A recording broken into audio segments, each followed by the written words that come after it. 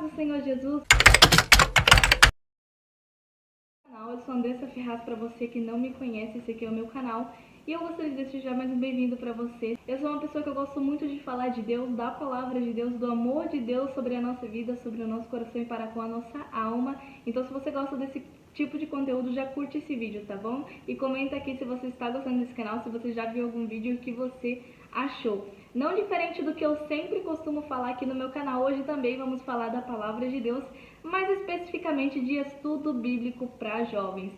Eu percebi que um grande número de pessoas tem buscado por esse tipo de conteúdo, de estudos para jovens, pregação para jovens, para estar montando aí a sua pregação para pregar no culto de jovens, no congresso de jovens, no eventos. Então eu gostaria de passar para vocês nesse vídeo 4 temas de pregação para você pregar no culto de jovens e para os jovens, para você também estar evangelizando para os jovens, seja onde for. Claro que eu vou estar explicando bem abertamente com vocês cada versículo que eu estiver citando. Se você quiser pegar a palavra do Senhor aí na sua casa, um livro, um caderno para você estar anotando, vai ser bem legal, tá bom? Então o primeiro tema é jovens que influenciam. A palavra de Deus está escrito lá em 1 Pedro, capítulo de número 2 e versículo de número 9, que diz assim: vocês, porém, são geração eleita, sacerdócio real, nação santa, povo exclusivo de Deus, para anunciar a grandeza daquele que o chamou das trevas para a sua maravilhosa luz. É um versículo bastante conhecido e é um versículo lindo para nós abordar a influência dos jovens no mundo, a influência dos jovens cristãos sobre o mundo. Ou seja, é um versículo assim maravilhoso para você estar pregando num culto de jovens e você incentivar o quão bem eles devem influenciar os colegas que convivem com eles na sala de aula, no trabalho, as pessoas com quem eles se comunicam diariamente, seja família, amigo, colega de quarto, seja quem for. Nós, como cristãos, devemos influenciar, porque como a palavra de Deus diz, nós somos a geração eleita. Jesus Cristo ele vai dizer: vós sois o sal da terra e a luz do mundo. E se o sal perder o seu sabor, se um cristão perder a sua boa influência, ele não servirá de mais nada para Deus, não servirá de mais nada aquele sal sem sabor, sem cor, a não ser para ser jogado fora e pisado pelas pessoas. Ou seja, nós devemos saber influenciar o mundo para o lado de Cristo. Por isso que a nossa conduta tem que ser uma conduta de verdadeiro cristão. Uma conduta não como a dos ímpios, como diz lá em Salmo 1, mas uma conduta em que as pessoas olham e falam: verdadeiramente aquele ali é um jovem que serve a Deus. Verdadeiramente aquela é uma jovem, uma moça que serve a Deus. Porque ela se veste de uma maneira cristã, de uma maneira que agrada a Deus. Porque ele se veste como um cristão que realmente tem o céu como alvo, porque ele fala como um cristão, ele não fala palavrões, não xinga, a sua conduta é santa, ele vive em santidade. Ou seja, jovens que influenciam é um tema muito legal e muito importante de ser pregado nas igrejas. Gostaria de citar são os jovens e as redes sociais. A relação dos jovens com as redes sociais. Lembrando que eu não estou aqui para discriminar as redes sociais, falar que elas são ruins, não, pelo contrário, eu utilizo as redes sociais inclusive para meu trabalho, ou seja, eu utilizo as redes sociais como meu benefício, né, de trabalho, como uma coisa profissional, mas todo mundo hoje em dia usa as redes sociais, cada um com seus motivos, mas vamos ver o que a palavra de Deus vai nos dizer sobre isso, não especificamente, mas tem relação e tem muito a ver com isso. Que está lá em Mateus capítulo de número 6, no versículo 22 e 23, que diz assim a palavra de Deus: a candeia do corpo são os olhos, de sorte que, se os teus olhos forem bons, todo o teu corpo terá luz. Se, porém, os teus olhos forem maus, o seu corpo será tenebroso. Se, portanto, a luz que há em ti são trevas, quão grandes serão tais trevas? Ou seja, ele não está falando especificamente que os nossos olhos são bons ou maus, se você está com a visão ruim ou do boa, está precisando usar óculos ou não.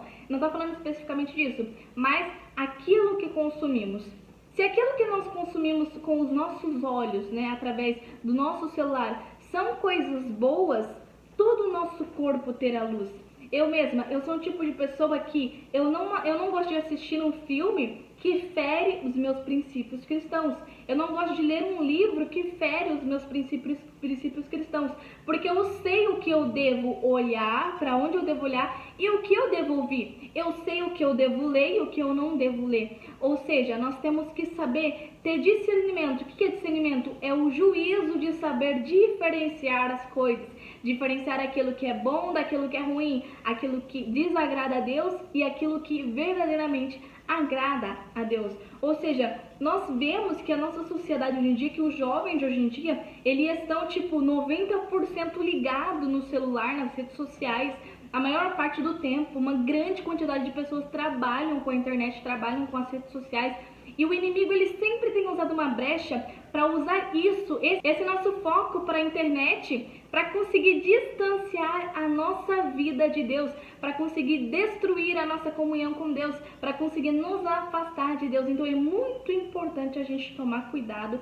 é muito importante a gente levar os nossos olhos a terem luz, a terem verdadeira luz e não aquela luz escura, aquela luz tenebrosa, porque os nossos olhos são a candeia do nosso corpo. Ou seja, começa pelos olhos, aquilo que nós vemos se torna aquilo que nós pensamos, aquilo que nós pensamos se torna aquilo que nós fazemos, e aquilo que nós fazemos se torna um hábito que praticamos diariamente. E quando nós vemos, as nossas obras são tão ruins que isso começa a afetar a nossa comunhão, a nossa intimidade, o nosso relacionamento com Deus, e vagarosamente nós nos distanciamos dele. Então é muito importante a gente saber influenciar e pregar e dizer para os jovens como é importante ter o domínio nas redes sociais, saber controlar aquilo que vê de coisas ruins para coisas boas.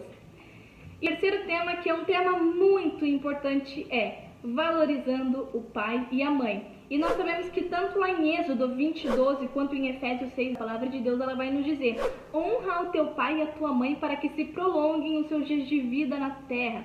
Ou seja, é uma promessa incrível. Quem não quer viver 120, 140, 150 anos? Brincadeira. Muitas pessoas querem viver muito, mas qual é o segredo para viver muito?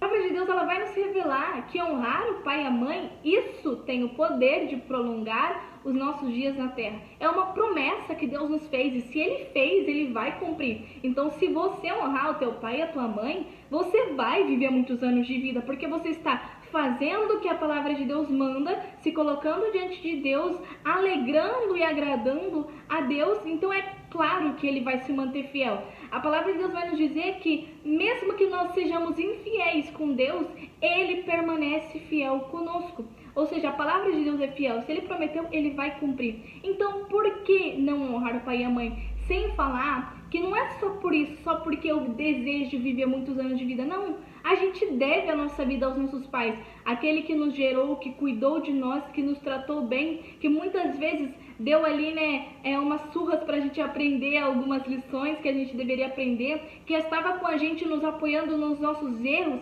assim como nos nossos acertos. Ou seja, não é só porque a gente quer viver muito, mas porque a gente realmente tem que valorizar por tudo que eles fizeram por nós. Ah, mas eu não tenho pai e nem mãe. Mas você com certeza teve alguém que esteve do seu lado, mentorando você, cuidando de você, seja tio, tia, seja quem for. Sempre tivemos alguém do nosso lado que esteve cuidando de nós como um pai e como uma mãe. Então, assim, eu acho muito importante a gente valorizar o nosso pai e a mãe, e a gente tentar pregar e dizer isso para os jovens hoje em dia. Porque muitos jovens, de tanto ficar grudado na tela do celular, de tanto ficar preocupado e ansioso por causa da internet, por causa das redes sociais, tem muitas vezes se afastado da família. Quantas vezes está lá no computador, jogando um jogo, na televisão, lá no sofá, vendo ali, focado tanto no celular que a mãe chama para comer, o filho esquece. É muito importante a gente saber pregar e dizer a importância disso, a importância de um filho valorizar a sua mãe, de um filho obedecer a sua mãe. Porque muitas vezes o que a mãe nos diz, às vezes dói, às vezes a repreensão dói, mas muitas vezes tem razão. Assim como Deus ele nos castiga porque Ele nos ama, e nossos pais e mães também são assim. Muitas vezes nos castiga, muitas vezes a gente apanha por ter errado, mas eles fazem isso para o nosso próprio bem, porque Ele sabe que aquela atitude, aquela determinada atitude, aquele determinado erro,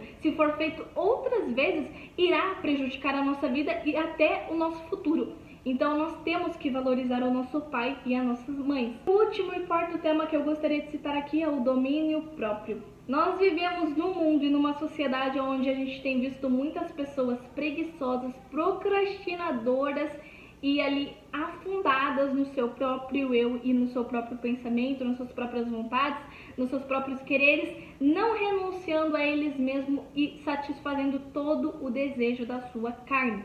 É nessa sociedade que a gente vive hoje. A gente vê muitas pessoas assim ao nosso redor, tanto na igreja quanto fora da igreja, ou seja, não tem a diferença de um de outro. Na igreja sempre tem alguém ali que precisa ser influenciado ainda mais para se achegar a Deus.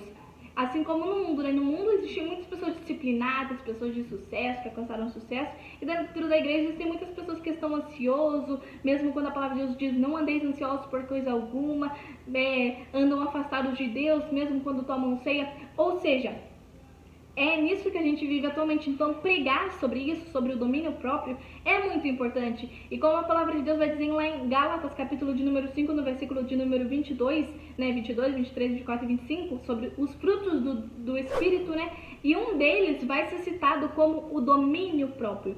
Uma pessoa que tem a capacidade de se dominar, ela consegue alcançar qualquer coisa na vida.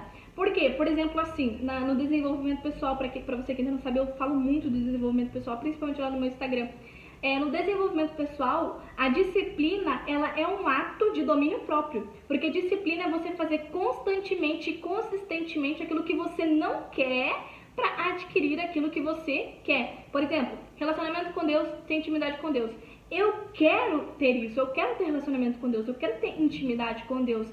Mas eu preciso ser constante diariamente em oração, devocional, jejum no mínimo uma vez por semana, que é o que eu acredito mais certo, assim, o mínimo, né, que a gente pode fazer.